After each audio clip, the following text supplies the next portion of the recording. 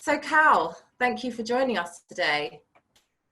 So, hacking was pretty new when you got into it. Was there something specific that piqued your interest? How did you get into it? Yeah, so it was an interesting introduction for me. When I started, it was the year, I believe, 1999, and computers really were just starting to become popular. They were just starting to become something that you would have in the home as a norm. And I discovered this thing called the internet. And back when you used to have to connect a phone line to the computer to be able to get access to stuff. So when I discovered the internet, I realized that I could actually drag myself out of the situation I was in. So we didn't really have much money. We didn't really have anything, but I figured out how to make computers do the things that I wanted them to do.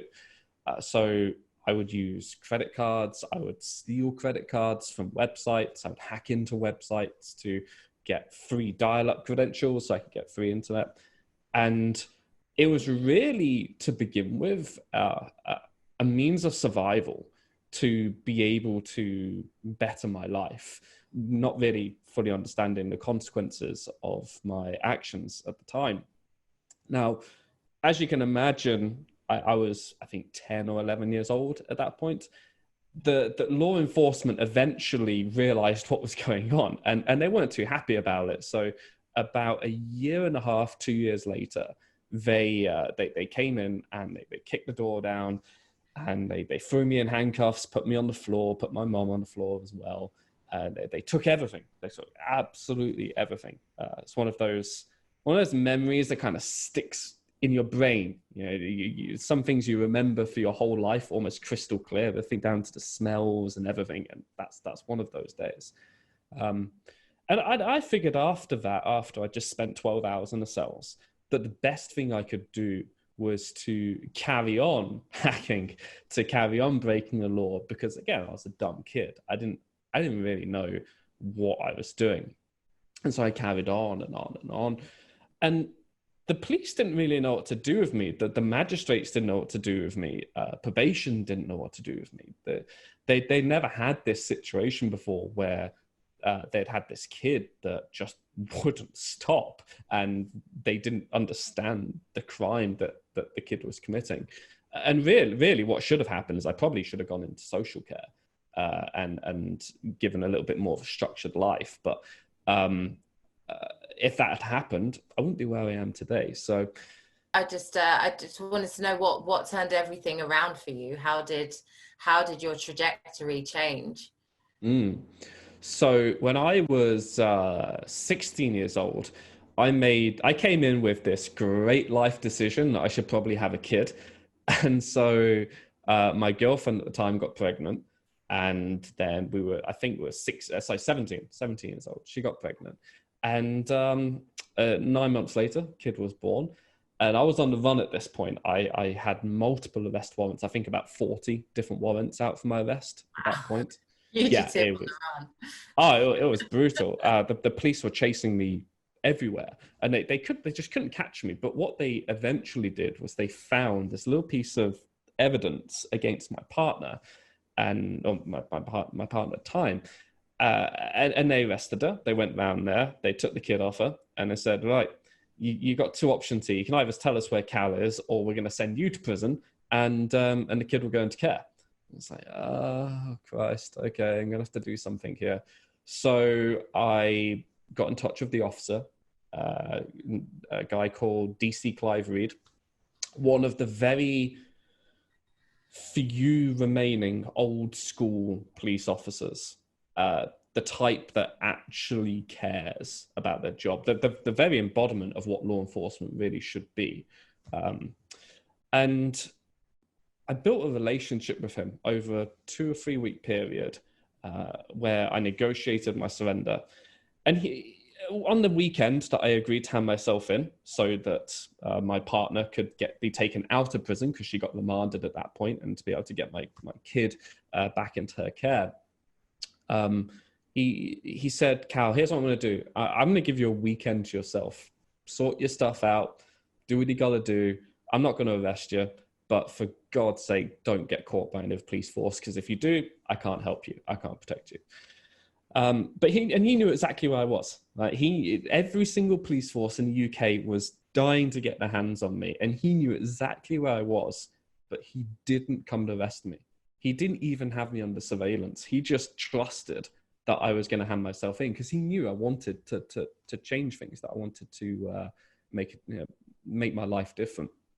And true to his word, there I was on Monday morning to hand myself in at my grandparents' house.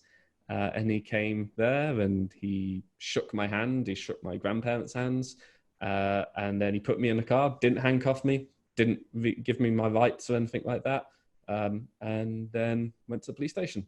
And that was it. And then I served I got a 15-month sentence, and I got released early for good behavior. And after I got out of prison, I was very lucky because he stayed in touch with me, and he kept one of his promises, which was he was going to help me try and take my skills and put them to a good use. And that's exactly what he did. As soon as I got out of prison, he put me in touch with some of the banks I hacked into, some of the victims, some of the businesses that were victim to my crimes. And he gave me the opportunity to help them, to help protect their systems, to help them find the flaws that were in their systems. And I'm still in touch with this guy today. He is actually the primary reason why I ended up working with law enforcement to help train their officers, because he changed my perspective on what law enforcement should actually be. And it's just a shame that there's not other police officers like him. It sounds like a movie. Not one that I've seen before, but one that I'd really enjoy watching. Now you fast forward 20 years and not much has changed in terms of security. Yeah. It's still pretty abysmal. And there's a really important reason for this, I believe, anyway. Number one, the fundamental design of computers, of technology, is flawed. Like, you'd have to start making things secure by design. You would have to redesign the very underlying elements of how the internet works. You would have to redesign the hardware. You would have to rewrite every piece of software in the world.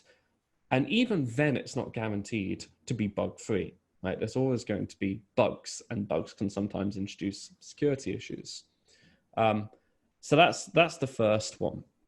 The second is that there are only a very limited number of people in this world that can actually do security. And because there's so few people that can actually do it, you now have, and also such a prevalent problem, you now have this oversaturated market where you can just go and spend 3 months, get a little piece of paper, or fake it till you make it, and you are then the professional. Right? It's not like where if you want to go and build a house, it's got to then go and be inspected. You've got to have people that know what they're doing. It's got to all be signed off. It's nothing like that. Anyone can just step into this and proclaim to be a professional. And that's how we end up with a lot of the situations today. But it's a very unpopular opinion, right? Because there is a problem, and the only way that we're going to solve this problem is by people learning. It's just there's only a few people in the world that can actually do this job. Yeah. What is one of the most common security mistakes that keeps leading to data theft, or other kind of exploits or breaches? The whole design of the internet is flawed, but then on the other side, a lack of education for people that want to use computers, but don't want to have to understand how they work. For those people, we need a dummy, foolproof, you can do anything with this thing and it'll be guaranteed not to go bad. Chromebooks are a little bit of the way there. They're good for kids. They're good for people who don't want to have to understand the computer. They just want to interact with it. Same with an iPad as well. iPads are good for that, but they're not infallible. No system is. How paranoid should we be? Like, how bad is it really out there? The amount of code that's in this phone is insane. And when you think, like, when I'm talking into it, it goes through all these layers, right? It goes through sending it over Wi-Fi. It goes through capturing the sound. It goes through putting that image on the screen. It's got all these different components, and every single one of those components is code, right? And it can be abused. So if someone has an exploit or knows how to exploit one of the flaws, one of the bugs, which could be there on accident, could be there on purpose, if they know how, boom, they've got access. Now, it might not be as easy as access everyone's phone from anywhere on the internet. It might be that you need to get them to click a link first, or that you need to make them open an email, or you need to get them to join a particular Wi-Fi network. But the reality is, every device can be hacked. It just depends on what your threat model is. This is where it gets really interesting. There's a whole market at the moment on it. It used to be you had antivirus, right? You had your McAfee's of the world, your Avast, whatever it may be, and that was way back in the day. So you have to really decide for yourself, what approach do you want to take? Do you have the resources to do something like that? Do you have the money? Right? How well equipped and how well funded is your adversary? If they've got a lot more money than you, a lot more resources than you, then you're going to have a bad day. But if you've got more money and more resources than your adversary, then you can start to tackle that problem. But they only have to get through once, right, to be able to achieve their objective. Once they're in, they can do what they want, leave, done. Tell us a little bit about your startups, Cal. After I got released from prison, I was given an opportunity by two very smart entrepreneurs who were the first people to put a magazine on the iPhone. And then I was also given the opportunity to build an insurance company with a guy called Adam Lyons. It's huge, right? They're absolutely huge. And we were the first two people, like, we built that from our bedrooms in 2011. Then I built a cybersecurity consultancy and made a bit of money from that, which was quite nice. And we decided, well, we can either take this money and spend it on a car, a house, whatever, holidays or whatever, or we can reinvest it. We can reinvest it into something that we feel is going to change the world of security. And that's what we did. We took that money and we built a cyber intelligence company called ZeroGuard. I've never worked this hard in my damn life. It's rough.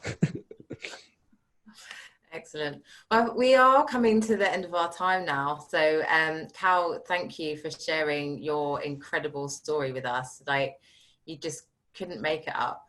I feel like we kind of only really scratched the surface as well of, everything that we need to consider with cybersecurity. It's mind-blowing. But, of course, you do lots of talks for us. So looking forward to seeing what's ahead for you. But thank you for taking the time to share with us today. Thanks a lot, everyone. Take care. Bye. Bye.